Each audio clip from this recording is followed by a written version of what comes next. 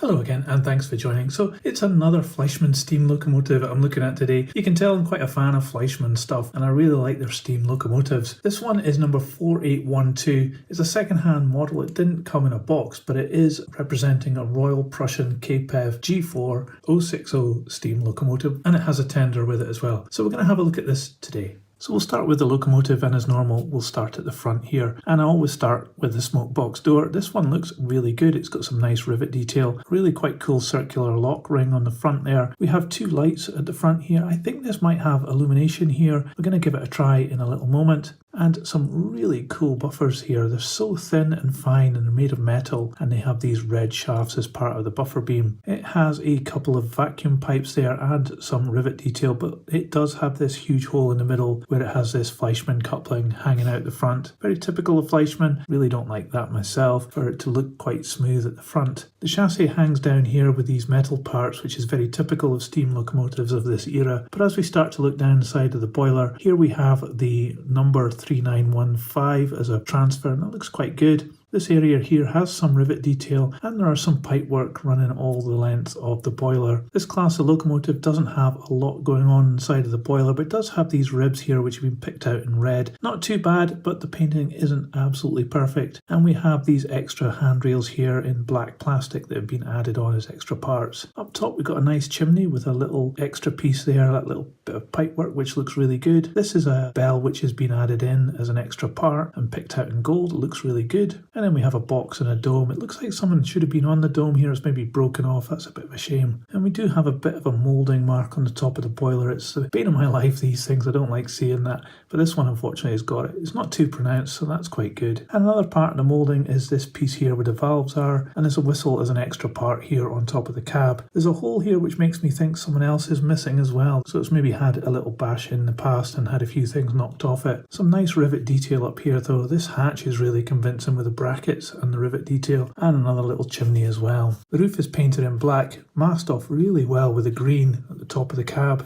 And as we look at the side of the cab, there's a lot of really characterful rivet detail on it, and this printed details here with this red surround and these logos here. A handrail has been moulded in here into the plastic, but there's a nice gap between it and the rest of the cab. However, you do notice that the windows are just blocked out with this grey here, and that's because there's no getting away from the fact that we've got an absolutely massive motor in the back of this model. Now, this is a piece of plastic which has been moulded as if it's a curtain, so they have done something to try and hide the fact that the motor's in there, so that's quite nice that they've decided to do that. But we can see part of the motor down here. Good rivet detail here on the bottom on the red, and some doors as well with good bracket detail as well. This side of the locomotive does have a difference at this point here, but aside from that, very similar. So if we look down at the running gear, this is really fine detailed pipework moulded in here. This is a plastic part, but the biggest part of the chassis is made of metal, and it has rivet detail on it as well as this pipework here, all in red. Very nice wheels as well, red inserts with chrome surrounds, and they look really, really good. There's also some brake gear close to the wheels and in line. This part here where the pistons are is all plastic moulding. Very nice detail at the bottom here,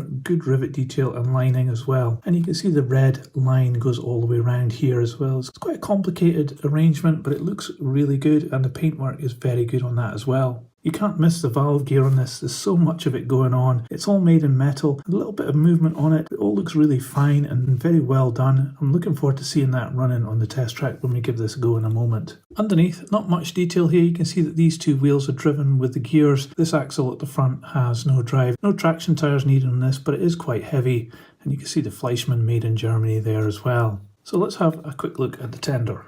So aside from a good dose of dust on this model, this is really quite light by comparison to the locomotive. Pulled along by this simple metal drawbar here, which just slides back and forward.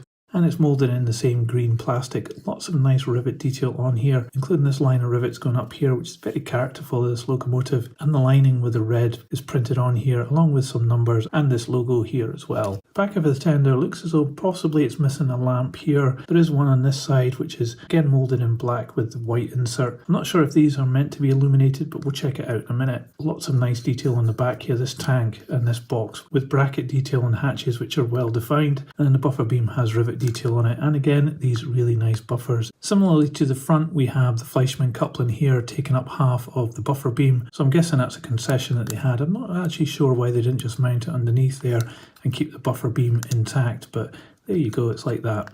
Looking on top of the tender, it's got a lot of coal going up here all the way around the side and the main part here, and some more hatches here as well, which is good. It has these two handrails coming up here. This one has had the top broken off, this one's bent, and you can also see that the ladders here are bent, so this has been through the wars a little bit. But looking down in the red area, this is a great moulding. It's got brake detail very close to the wheels, not actually in line with the tread, but they look very convincing, and the spring and axle boxes are very good on this. It's a very impressive moulding, that one. The wheels are made of metal, very free rolling, and they've got red inserts. So let's get this on the test track and we'll give it a run. So here we are on the test track again, the same old Hornby track, and it's my H&M controller giving the power. So let's see what happens when we give it some juice.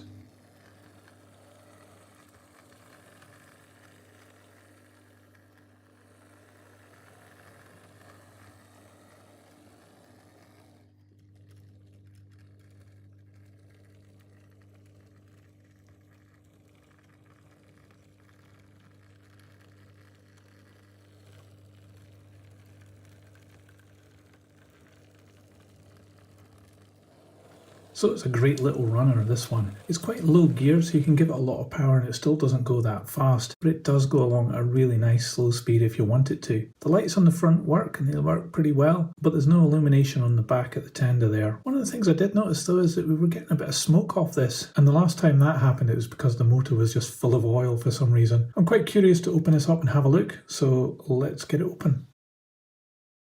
It's just a simple clip fit with the side of the body here, and then it hooked in at the front. Quite simple, there's no screws holding this together. You can see here where the lighting is, and there's a metal weight inside the boiler there. The chassis does have this rather huge motor on it, and that has a lot of benefits and a lot of drawbacks. Obviously the benefit is that it runs very smoothly and it can pull a heavy weight, but the downside is that we can't have any cab detail, so you know, it's a bit of a trade-off. Quite extensive gearing, you can see why it was so low geared, because this is a massive gear wheel here, all made of plastic though, but it does work really well and it's very quiet and smooth as well. So I'm really impressed with this locomotive. So let's get this back together and then we can find out how much it weighs.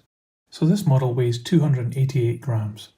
So this Royal Prussian G4 locomotive from Fleischmann has got a lot of good things going for it and a couple of compromises as well. So let's start off with the good stuff. It is a handsome looking locomotive, and there's some really cool parts on this, like the valve gear, which looks so complicated and yet runs really smoothly. I really like the lighting at the front of this locomotive. Those lamps look really convincing, and the buffers are so fine, they just look absolutely fantastic. The colour scheme is also a really attractive one with the green, the black and the red. It goes together very well. There are some limitations here though, and the biggest one is obviously the motor. Now it is a trade-off between the size of the motor, the performance of the locomotive and the realism, but I think more modern locomotives have managed to get a smaller motor into them and still have that performance. And so the compromise with this locomotive is that there's no interior cab detail. I also don't like the buffer beams, how they've got the hole in them for the coupling to go through.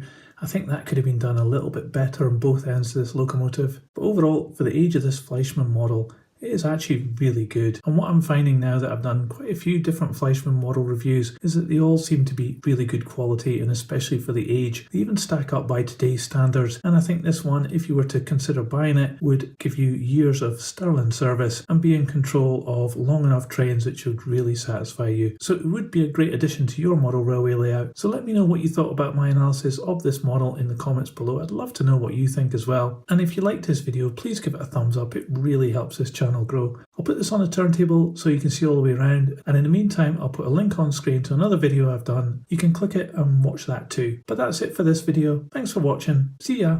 Think about it. Only this.